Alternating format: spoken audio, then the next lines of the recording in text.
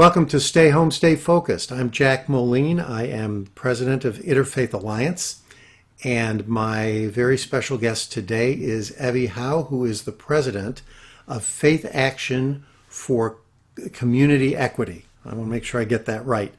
And we're going to unpack all of those words and what Evie does. But before we do that, how are you? Well, I knew you were going to ask me that question, so I gave it some thought. Um, well, there are two sides to my answer. Good. First, I feel calm and reassured, because our policymakers here in Hawaii have, done the right thing. They've kept us safe. And the people of Hawaii are very cooperative and very caring and considerate of each other. And so, the cases of coronavirus has been low, relatively low, and so have our deaths. And so that I can be thankful, and calm and reassured in that. And then at the same time, I feel a little bit agitated, and also vigilant. And I'm vigilant because we know that the virus is still there. And we'll still need to be very careful. Then I'm agitated because I know that just about every social activity and economic activity has been turned over on its head. And eventually, we will need to take a look at how we are going to shape our future. That's exactly right. Yeah. And so that's where my agitation comes in.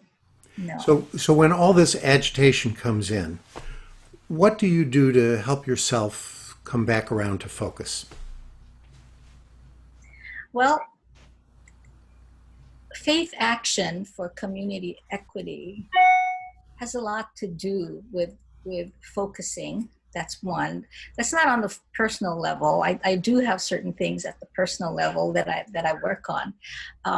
But Faith Action has met, I would say, committees have met more often than we've ever had in the past since the pandemic. And I believe that's because we feel a kind of an urgency. Many of the initiatives that we were working on at the legislature, such as raising the minimum wage, and affordable housing, well, all of that has been stopped. And now we're all trying to see, okay, what can we do from this point on? Because things are going to be different. And that's something that we have to face up to. So Yeah. can you tell us a little bit about Faith Action and what it stands for, what it usually does when there's not a pandemic interfering? Yes. Well, first of all, I joined Faith Action only 5 years ago because my church joined it 5 years ago. But it's been around for about 24 years. Yeah, back in 1996, several ministers of various faiths came together with their congregations and decided that they needed to do something about poverty and brokenness around their communities. And so that's basically how it started. And what we have is now an organization of 18 interfaith congregations. And also recently we've added a local union, and also a group that calls itself Young Professionals Demanding Action. So, we are a mixed group, and what we do is try to get to some of the basic causes for inequities. And that's where we go to the legislature most of the time, although we work at the community level, the city level, and as well as the state level, to see what we can do with policies that are being shaped. So I know that the group was purposeful in choosing the word equity rather than equality as part of its Yeah. name. I think that there may be some people who don't understand the difference between equality and equity. Can you talk about that just a little bit? Well, equality, I guess, is more of a um, aspirational word. When we really think about equality, what really is it? But what we're concerned about is equity. We understand that we all start with different assets, but we also understand that everybody needs to have the basic things that makes for a worthwhile, fulfilled life, whatever that might be. And it's going to be different for everybody. Sure. But what we want to do is to be able to help people reach what they want to reach for in their lives. And that's where we bring, the inequities come in when a law, let's just say, or a policy makes it very difficult for certain people to reach that level that they want to reach because those laws are keeping them down. Equity has more of a quality of fairness to it, Yeah. whereas equality is like everybody lined up for a slice of birthday cake and everybody gets exactly the same size piece. Yeah. People, I think, sometimes confuse the American uh, aspiration of one person, one vote with fairness, which is it's fine in an election, but it's not always the case when we talk about economics and life circumstances. Yes. Now, you had a long and honored career as an educator before you came to this work. When did you make the transition and why The transition into this work. into the work from being a full time educator? Oh, well, a full-time educator. I was one for almost, well, over 45 years. I was a Since teacher. you were a little girl. Well, thank you. I was a teacher at the high school level, teaching English and journalism for many years, and then eventually decided to become a school principal. And I was there for another 20 years as a school principal. So, I stayed very long in those two different phases, which I feel, complement each other. And my my school, the school that I was a teacher at, and the school that I was a principal at, had a wide range of, at least the high school had a wide range of socioeconomic backgrounds.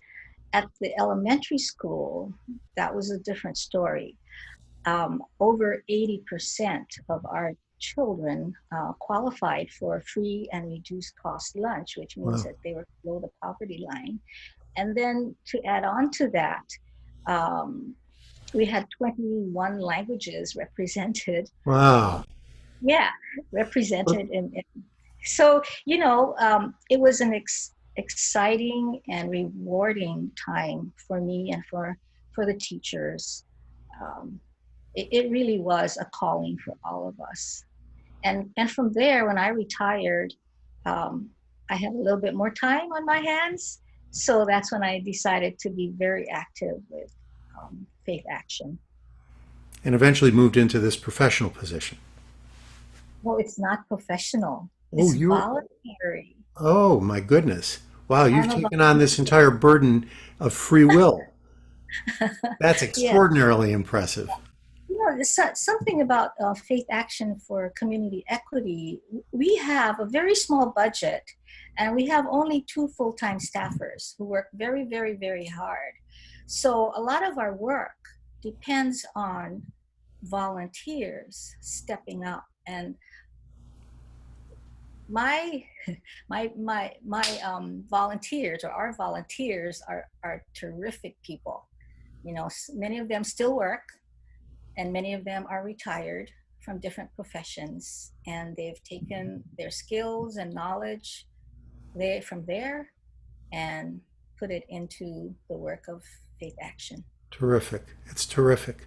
I know that you've chosen 4 areas of concern for your agenda, your legislative and policy agenda for the coming year: affordable housing, long term care, economic justice, and environmental justice. Yes. Small things that we need to address in our society. Um, Affordable housing puts you in common cause with people who are watching and listening to this all over the country. I don't know a community in which affordable housing is not an issue. But long-term care is a very interesting thing to have taken on, and Hawaii is a leader in addressing this on a statewide basis. Will you talk about that a little bit? Yes, long-term care focuses on the care of our elderly. And in Hawaii, especially, we take care, the families take care of each other, right? But then there comes a point when um, someone has to choose between going to work and staying home to take care of the elderly family member. And so what we're trying to develop, and it's not where it's supposed to be yet. I mean, we've just taken one little baby step, and that is to have a fund that will help family caregivers be able to either go to work or maybe go to school, so they can move on, um, and have the care for their family member by getting some kind of a weekly stipend. And right now it's really at the baby steps, but at least we've started it, and every year we try to make it grow. And as I understand, I did a little bit of research into Hawaii's law. It's not a large fund, but it is, I'm sure, significant beyond words to the people who are able to draw on it. But in order to be eligible for this supplement, people have to be working or in school. Yes. So, what happens now when there are reductions in commercial activity and in school activity because of the pandemic? Are people still able to draw on this fund so that they can go about their day? I believe they can, for as long as the fund remains. And then again, it's another example of an issue that we will need to face up to, and see, what happens now.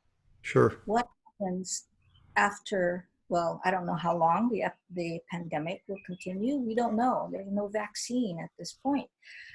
So how do we address that? It's like a big question mark. Uh, Nevertheless, we continue to work on it. It's great.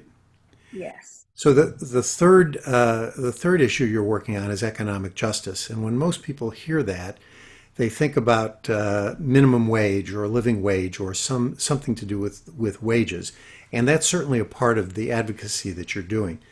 But you're also working on something that connects economic justice with affordable housing.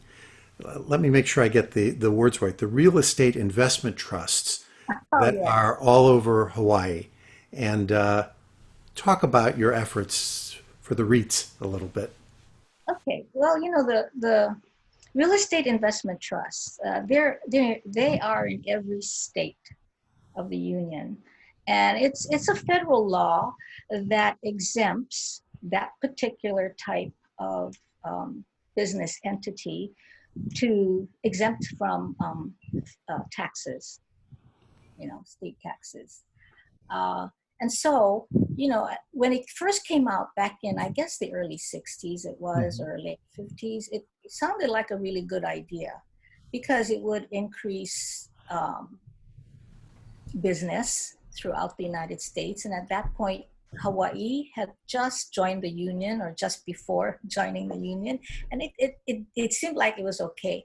But the way it is now, We have over 75 REITs in Hawaii. We lost count. We don't know. But we do know who the big ones are. One of them is the Ala Moana Shopping Center, which is one of the biggest shopping centers in the United States, owned by, not owned by US. And, you know, they bought the land, they bought the properties, and it has made a lot of money, but they don't pay state taxes. Now, one thing that REITs say is, but you know, the shareholders pay taxes on their dividends. Now, here's the catch for Hawaii. Only 2% of the shareholders live in Hawaii. And so we're not getting just about anything, you know, just about zero. And so that's why we're working on that. And the unfairness too is the fact that local corporations, which are not REITs, pay their fair share. And 6 years before Faith Action took on this issue, a bill was always introduced at the legislature. It never got out of committee. So when we took it on, because we saw it as an equity issue as well, an economic justice issue, we took it on, and it took off, but only because we were willing to do our homework. We studied the issue. We educated our members about it, and then we proceeded to do what we do, and that is to organize people. And we do that by educating them. And so it wasn't too hard after we educated them that they became excited over it and really pushed it. And one more thing, at that legislative session that was last year, 2019, we were able to get about 91% approval by the legislators, both houses. And so they passed it. But like anything else, nothing comes easy, right? The governor vetoed it. And it was, you know, too late for the legislature to come back to override the veto. So this year we tried it again, and we thought we were making progress, and then the pandemic came. Well, God willing, there will be opportunity to address this again. Yes. One of the things that makes Faith Action so effective is what you just described. You're not just a group of people who are mad about something. You do your homework, you do your organizing, and you have a plan of action. And I think as people are watching and listening to this, it's good instruction for them, because there's plenty to be unhappy about in this world. But if you focus on something that will allow you to take specific action, you can really make a difference in people's lives. That fourth thing that you work on is environmental justice. And of course, for all of us, that's the critical thing. Once this pandemic is gone, we still have the effects of global warming to deal with. Hawaii, of all the states in the Union, is the closest to nature, just because it is this self-contained virtual paradise. What's the issue that is your starting point, your entry point, when you talk about environmental justice? Well, it started, we care about that issue, but it hasn't been our central issue. You know, we help other organizations for which that's a central issue. But the younger members of Faith Action brought it up and said, we need to make it one of our central issues as well. And they gave us a reason for it. And they said that our futures and the futures of our children, these are young professionals, depend on the wellness of the earth. And if we don't have the wellness of the earth, then other things will not happen. You know, there might not be an earth. Right. And there will not be the world that we know at this point. So given that, right now they just formed, and so they are working out exactly what their central issues will be. Um, my guess is it will be something that incorporates the environment and how do we deal with housing.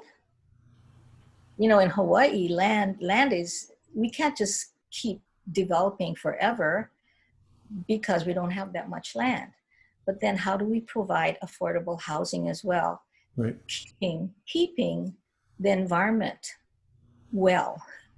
So that's what they're tackling right now. And they just had a meeting. I wasn't able to attend it this time, but a meeting to talk about what questions they will ask our mayoral candidates at a future mayoral candidate accountability forum. So Very these are nice. like, questions, and they'll give the candidates those questions ahead of time, and then see how they answer them, and hold them accountable to their answers. So this has been like a mini seminar for people who are watching this on how to put together an effective organization. And you've touched on almost anything: choosing issues carefully, enfranchising your membership, having a plan, informing yourself, and most importantly at the end here, particularly in our day and age, listening to the needs and the desires of the younger members of your organization who will replenish its energy, which makes this an enormously valuable 20 minutes that we've spent together. And I'm just sorry we don't have a little more time. But you have been so good to spend this time talking to me from a place that I love to visit whenever I get a chance, which is a hint that I'm willing to come out and speak to your group anytime. Great. So, Evie Hao, thank you for being with us and for sharing your wisdom and for sharing your enthusiasm. And I can't tell you how much I appreciate it. And to those of you who are watching and listening, stay home and stay focused.